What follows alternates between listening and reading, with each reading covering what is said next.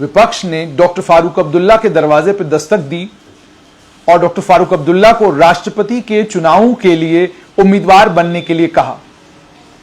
Doctor Farooq Abdullah को लेकर अटकलें भी लगी। तृणमूल कांग्रेस की मुखिया और वेस्ट बंगाल की मुख्यमंत्री ममता बनर्जी ने उनका नाम भी प्रपोज किया, लेकिन शिवसेना ने फौरन अगले दिन एक बयान जारी किया। सामना में एक लेख आया जिस लेख में कहा गया कि डॉक्टर फारूक अब्दुल्ला में वो कैरिश्मा नहीं, वो बात नहीं कि सारा विपक्ष जो है उनके पीछे खड़ा हो जाए। लेकिन डॉक्टर फारूक अब्दुल्ला का नाम लिया गया और देश के राष्ट्रपति के कैंडिडेट के तौर पर उन्हें विपक्ष देख रहा था, यह बात सामने आई।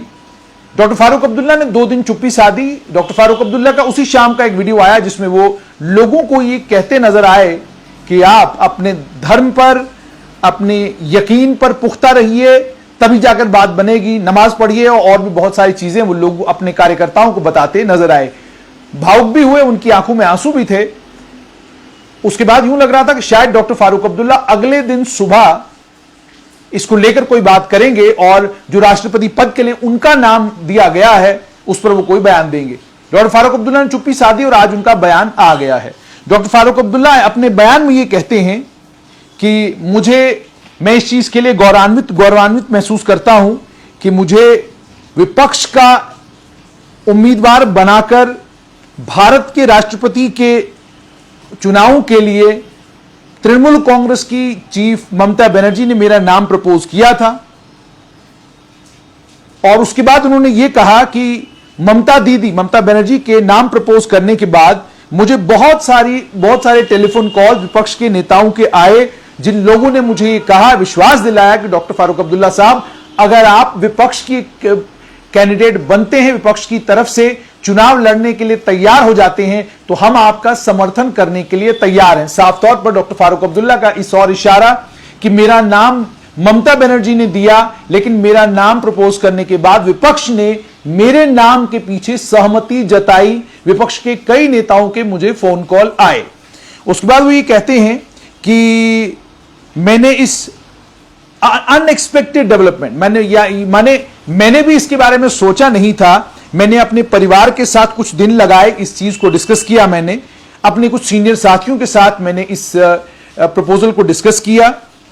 आई am deeply touched by this poll. ये जो आपने मुझ में विश्वास जगाया है, इसके लिए मैं हृदय से ये छुआ है मुझे, ये छुआ है मुझे।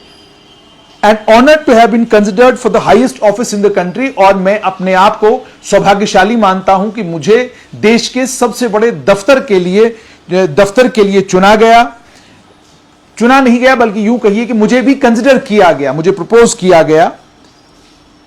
लेकिन आगे उन्होंने जो बात कही, मैं मानता हूं जम्मू कश्मीर इस समय क्रिटिकल जंक्चर से गुजर रहा है और मेरी कोशिशों की जरूरत है ताकि ये जो अनसर्टन टाइम्स है, ये जो वक्त है जिस वक्त में पता नहीं कल क्या होगा, इस वक्त के इस धारे से मैं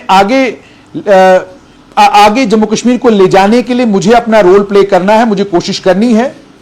I have a lot more active politics ahead of me and look forward to making a positive contribution in the service of J&K and the country.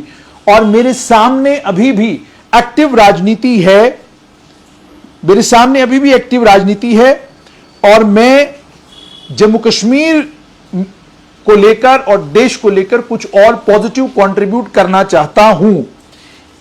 इसलिए मैं इस कंसिडरेशन से अपने नाम को विड्रॉ करता हूं और मैं विपक्ष का जो ज्वाइंट कंसेंसस कैंडिडेट होगा उसका समर्थन करूंगा। मैं ममता दीदी का शुक्रगुजार हूं कि उन्होंने मेरा नाम लिया है, और बाकी उन तमाम सीनियर साथियों का शुक्रगुजार हूं जिन्होंने मेरा साथ देने की बात की है। इसका मतलब साफ तौर पर यह कि डॉक्टर फारूक अब्दुल्ला ने अपना नाम राष्ट्रपति के चुनाव से वापस ले लिया है, और वापस क्या ले लिया है, बल्कि उनका नाम जो प्रपोज हुआ था और साफ तौर पर कहा है कि मैं इन चुनावों में राष्ट्रपति पद के चुनावों के लिए कैंडिडेट नहीं हूंगा। और उन्होंने बड़े तरीके से ये कुछ बातें कही हैं। पहली बात तो ये कही है कि अभी राजनीति में बहुत सारा समय मेरा बाकी है, मुझे वो राजनीति करनी है। इसका मतलब उन्हें यह लगता है कि जब राष्ट्रपति के पद पर कोई भी आसीन होता है तो वो उसके बाद एक्टिव राजनीति नहीं कर सकता है। इसका मतलब उसने राजनीति से संन्यास ले लिया, संन्यास लेने के बाद ही वो देश का राष्ट्रपति बनेगा। ये कुछ इशारा देने की उन्होंने कोशिश की है। दूसरी बड़ी अहम बात उन्होंने ये कही कि मुझे अलग अलग जगहों से लोगों के फोन आए, विपक्ष के नेताओं ने मुझे समर्थन देने की बात की, और उसके बाद तीसरी और बड़ी अहम बात उन्होंने ये कही कि इस समय जम्मू कश्मीर एक ऐसे समय से गुजर रहा है जिस समय पर मुझे जम्मू कश्मीर में रहकर जम्मू कश्मीर के लोगों की सेवा करनी है। इस समय से जम्मू कश्मीर को आगे लेकर जाना है, और साथ में यह भी कहा कि मैं कुछ पॉजिटिव कंट्रीब्यूशन करना चाहता हूं। लेकिन इस चिट्ठी में डॉक्टर फारूक अब्दुल्ला ने 370 की बात नहीं की। इस चिट्ठी में डॉक्टर फारूक अब्दुल्ला ने यह भी नहीं कहा कि मैं तब तक कोई भी चीज सोच नहीं सकता जब तक जम्मू कश्मीर को पूर्ण राज्य का दर्जा वापस नहीं मिलता। इसमें डॉक्टर फारूक अब्दुल्ला ने यह भी नहीं कहा कि जब तक जम्मू कश्मीर को 370 जैसी कोई और धारा नहीं मिलती या 370 जैसी कुछ और रिजर्वेशंस नहीं मिलती, तब तक मैं एक्टिव पॉलिटिक्स से बाहर नहीं जाऊंगा। ऐसी कोई बात इन्होंने अपने पत्र में नहीं कही है। यानी राजनीतिक तौर पर कोई भी कंट्रोवर्सी खड़ा करने से डॉक्टर फारूक अब्दुल्ला साफ तौर पर बच रहे हैं, और ये वो डॉक्टर फारूक अब्दुल्ला हैं जो किसी भी समय कोई भी बयान किसी भी जगह दे सकते थे। और डॉक्टर फारूक अब्दुल्ला जब बोलते तो वो अखबारों की हेडलाइन बनती। अभी आज जो बोले हैं कल अखबारों में जरूर होगा, लेकिन हेडलाइन नहीं होगा। डॉक्टर फारूक अब्दुल्ला अपने बयानों के लिए बड़े प्रसिद्ध थे। घाटी में कोई बयान देना, जम्मू में कोई और बयान दे देना, दिल्ली में कुछ और कह देना। लेकिन अब यूं लग रहा है 5 अगस्त 2019 के बाद की कंटिन्यूटी है डॉक्टर फारूक अब्दुल्ला के बयानों में। और पहली बार एक और अजीब सी चीज देखने को मिल रही है कि वो डॉक्टर फारूक अब्दुल्ला जो लिखित रूप में बयान बहुत कम दिया करते थे, अब उनका बयान लिखा हुआ आता है, नपा तुला आता है, और उस नपे तुले बयान में भी डॉक्टर फारूक अब्दुल्ला कुछ ही बातें करते हैं। डॉक्टर फारूक अब्दुल्ला अब लंबा बखान नहीं करते।